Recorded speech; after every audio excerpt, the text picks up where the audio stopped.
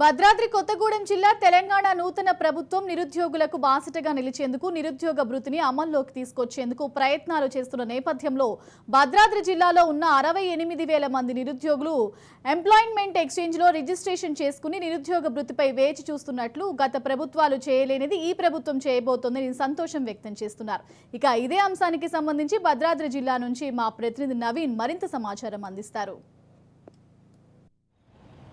తెలంగాణలో నూతన ప్రభుత్వంగా ఏర్పడినటువంటి కాంగ్రెస్ ప్రభుత్వం ఇచ్చినటువంటి 6 గ్యారంటీ పథకాలను అమలు చేసే పనిలో ఉండగా ఇప్పుడు ముఖ్యంగా చూసుకుంటే నిరుద్యోగులకు సంబంధించి నిరుద్యోగ భృతి ఇచ్చేందుకు సన్నద్ధమవుతున్నట్లుగా కూడా మనం చూడవచ్చు. ముఖ్యంగా మనం చూసుకుంటే తెలంగాణ రాష్ట్రంలో గత ప్రభుత్వం బీఆర్ఎస్ ప్రభుత్వం అంటే మొదటి నుంచి కూడా ఎప్పుడైతే అధికారంలోకి వచ్చిందో అప్పటి నుంచి కూడా నిరుద్యోగులకు నిరుద్యోగ భృతి అందజేస్తామంటూ కూడా 2 పర్యాయాలు వారు దాటవేసే ప్రయత్నం చేశారు. కానీ కాంగ్రెస్ ప్రభుత్వం ఇచ్చినటువంటి మేనిఫెస్టోలో ఈ యొక్క నిరుద్యోగ భృతికి సంబంధించినటువంటి ఎటువంటి అంటే ఈ హామీ ఇవ్వకపోయినా కూడా అంటే ఈ 6 గ్యారంటీలలో ఇవ్వకపోయినా కూడా తర్వాత ఈ యొక్క నిరుద్యోగ భృతిని వారి ఉన్నటువంటి దాంట్లో ఈ యొక్క నిరుద్యోగ భృతిని చేర్చి ఇప్పుడు ఉన్నటువంటి నిరుద్యోగులందరికీ కూడా నిరుద్యోగ భృతిని ఇచ్చేందుకు ఈ యొక్క ప్రభుత్వం అయితే సన్నద్ధం అవుతున్నట్లుగా కూడా చూడవచ్చు. దీనికి సంబంధించి కొన్ని నియమ నిబంధనలు కూడా ఏర్పాటు చేస్తున్నట్లుగా కూడా చూడవచ్చు. అయితే దీనికి సంబంధించి ఏదైతే నిరుద్యోగ భృతి చెల్లించేందుకు కొన్ని అర్హతలు కూడా పెట్టినట్లుగా విశ్వసనీయ సమాచారం ఉంది. ఈ యొక్క ఏదైతే అభ్యర్థి ఉన్నారో తను ఖచ్చితంగా తెలంగాణలో పుట్టిన వ్యక్తి అయి ఉండాలి.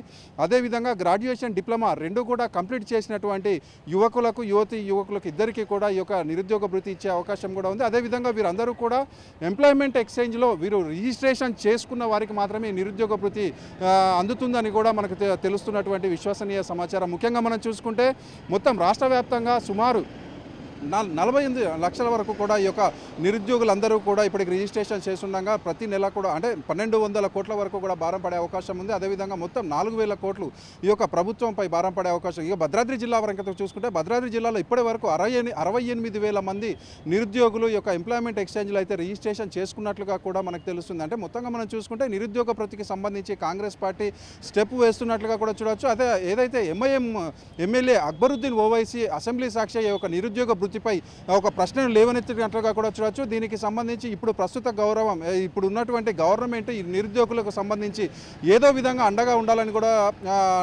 ఉండాలని చూస్తున్నట్లుగా కూడా చూడవచ్చు. ముఖ్యంగా మనం చూస్తుంటే నిరుద్యోగులకు సంబంధించి బీఆర్ఎస్ ప్రభుత్వంలో వారు అనేక సమస్యలు ఎదుర్కొన్నట్లుగా కూడా చూడవచ్చు. అనేక మంది విద్యార్థులు వారు అనేక పరీక్షలకు కూడా ప్రిపేర్ అయ్యి చివరి నిమిషాల్లో ఆ పరీక్షలు అంటే క్యాన్సిల్ అవ్వడం, అదేవిధంగా తల్లిదండ్రులకు భారంగా మారుతుండడంతో వీరందరూ అనేక మంది నిరుద్యోగులు కూడా ఈ యొక్క ప్రిపరేషన్ని కూడా వదిలేసి వారు అనేక పనులకు పోతున్న పరిస్థితి కూడా ఉంది. ఈ నేపథ్యంలో ఈ యొక్క కాంగ్రెస్ పార్టీ ప్రకటిస్తున్నటువంటి ఈ నిరుద్యోగ భృతి ఇటువంటి విద్యార్థులకు అనేక మంది పేద మరియు మధ్యతరగతి విద్యార్థులకు అయితే అంటే ఉపయోగపడే విధంగా కూడా ఉంది. అంటే నెలకు 4,000 చొప్పున ఒకవేళ గవర్నమెంట్ కానీ ప్రతి నిరుద్యోగికి ఇచ్చినట్లయితే వారికి హాస్టల్ ఖర్చులు కావచ్చు, లేదు అంటే చదువుకోవడానికి అంటే ఉపయోగపడుతుందని అనేక మంది అంటే తెలంగాణ రాష్ట్ర వ్యాప్తంగా ఉన్నటువంటి నిరుద్యోగులందరూ కూడా ఈ నిరుద్యోగ భృతికి అయితే వేచి చూస్తున్నట్లుగా కూడా చెప్పొచ్చు. కెమెరామెన్ ఆనంద్తో నవీన్, రాజ్ న్యూస్, భద్రాద్రి జిల్లా.